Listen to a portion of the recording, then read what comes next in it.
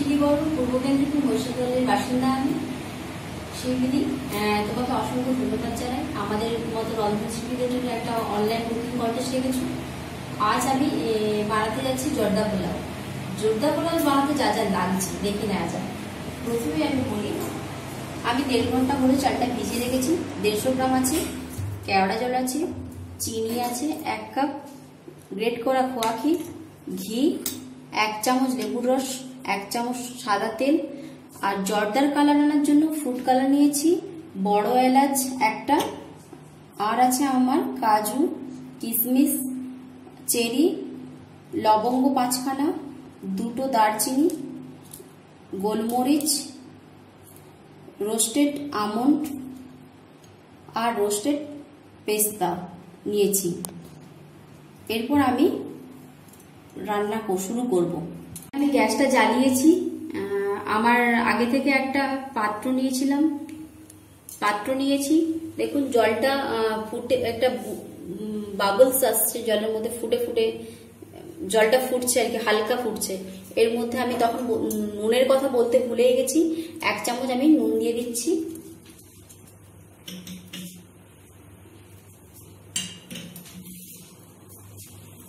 আচ্ছা, দারচিনি 2টো দিয়ে দিচ্ছি, লবঙ্গ দিয়ে দিচ্ছি, গোলমরিচ,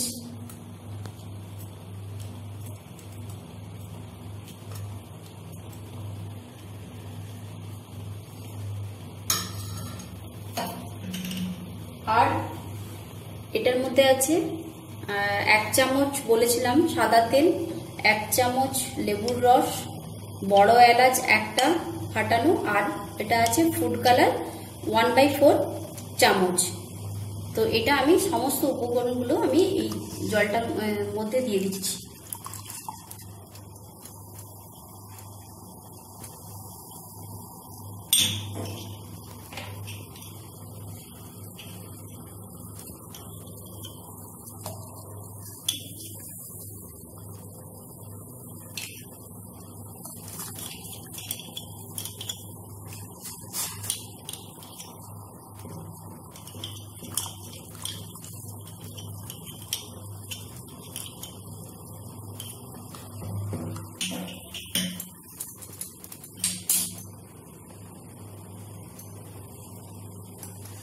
জলটা একটা খুব সুন্দর ফুটছে।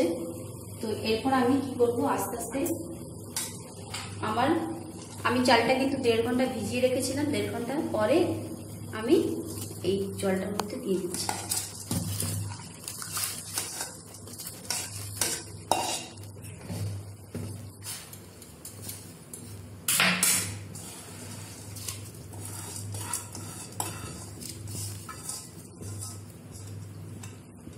ভাতটা আমাকে 80% করে দেবে, 80 থেকে 90% আমি করে নেব ভাতটা।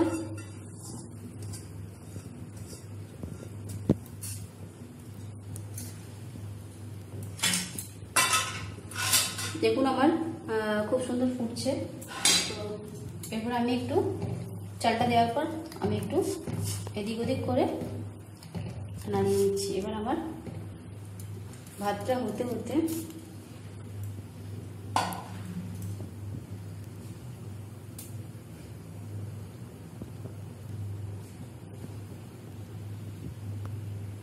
তাহলে দেখুন আমার ভাতটা ফুটে গেছে, ভাতটা আমার 80% হয়ে গেছে।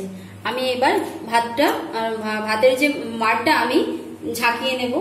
তো তার জন্য আমি রেখেছি, এটা আমি ঝাঁকিয়ে নিচ্ছি।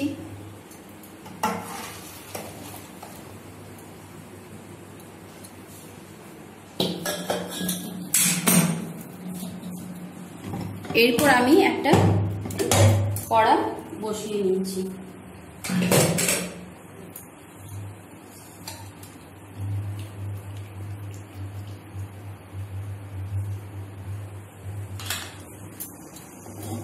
কড়াটা গরম হচ্ছে।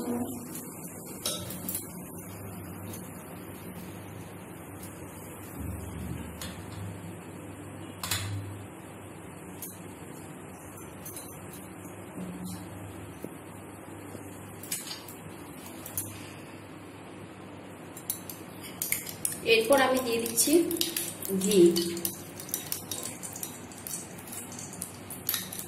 2 থেকে 3 চামচ আমি ঘিটা দিচ্ছি। তো ঘি যদি না ভালো লাগে আপনারা বাটার ব্যবহার করতে পারেন, তো আমার ঘিটা ভালো লাগে তাই আমি ঘিটা দিচ্ছি। এর মধ্যে আমি দিয়ে দেব কাজু, কিশমিশ, আর আমি দিয়ে দিচ্ছি রোস্টেড করা পেস্তা আর রোস্টেড আমন্ড।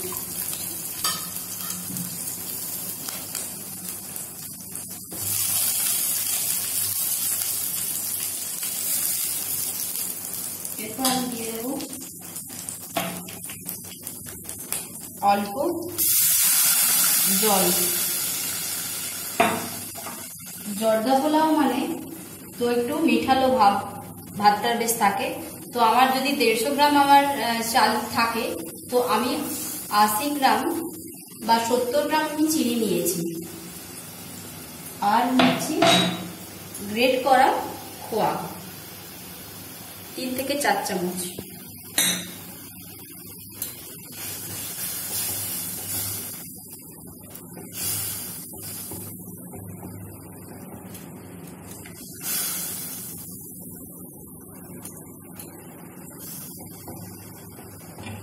বেশ একটা চিনিটা গলে গিয়ে একটা আঠালো ভাব এসে যাবে।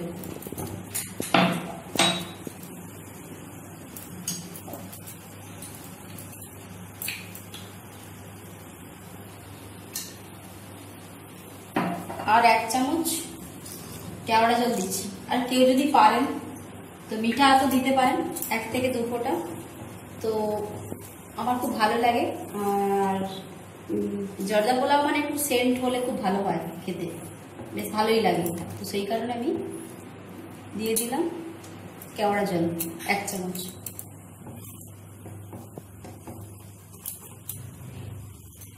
উঠছে, এটা একটু আঠালো আঠালো ভাব এলে আমি রাইসটা দিয়ে দেবো।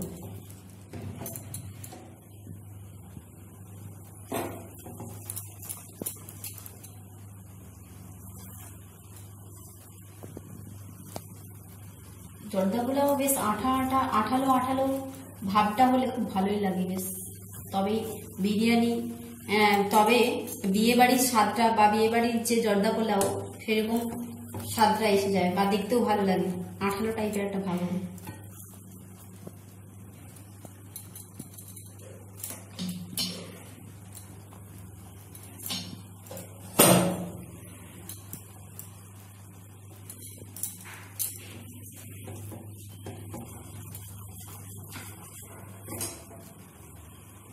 চিনিটা আমার গলে গেছে।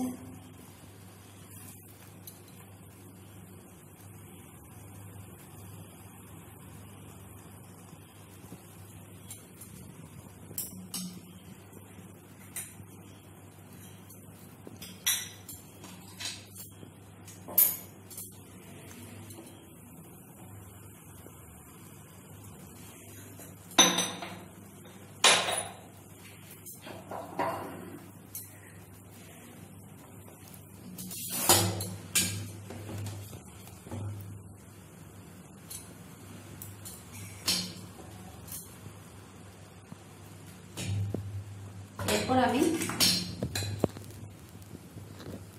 রাইসটা দিয়ে দিচ্ছি।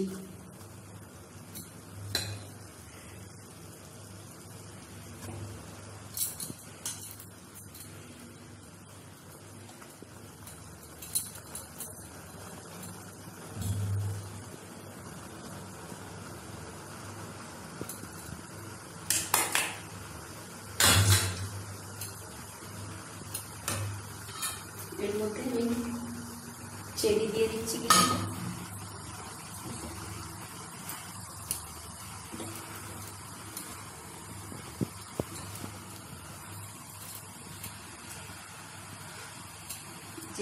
যেহেতু আমার রাইসটা আমি 80% করেছি, তো যেহেতু একটা মিঠালো চটচটে চিটচিটে ভাব আনার জন্য যেহেতু আমি রসটা বানিয়েছি, তো তার মধ্যে আমি রাইসটা দিয়ে দিচ্ছি। দিয়ে আমি 5 মিনিট ঢেকে রাখবো। আমি লিডটা চাপা দিয়ে দিচ্ছি, আমার 5 মিনিট থাকবে, খুব ধিমি আছে।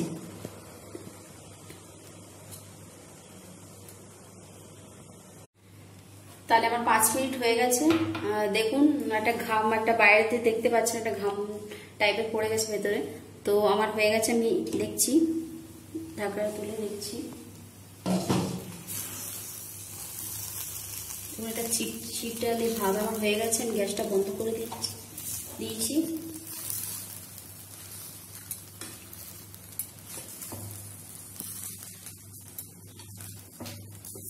খুব সুন্দর একটা গন্ধ বেরিয়েছে।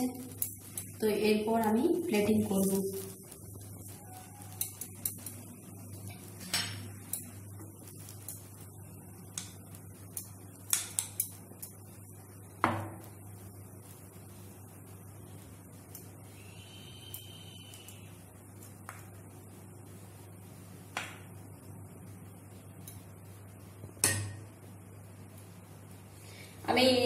আমার তো হয়ে গেছে, আমি কিছুটা নিয়েছি, নিয়ে এবার আমি প্লেটিং করব।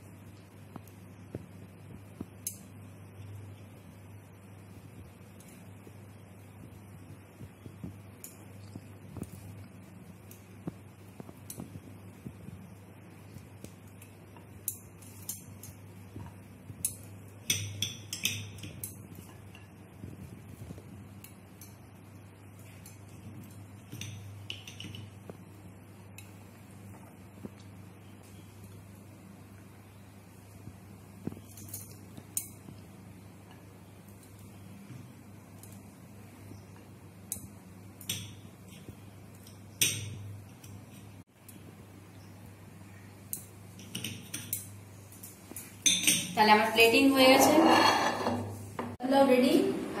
প্লিজ বন্ধুরা, আমার এই রেসিপিটা দেখার পর আমাদের নিশ্চয়ই ভালো লাগবে, বাড়িতে ট্রাই করুন, অবশ্যই লাইক করবেন। নমস্কার।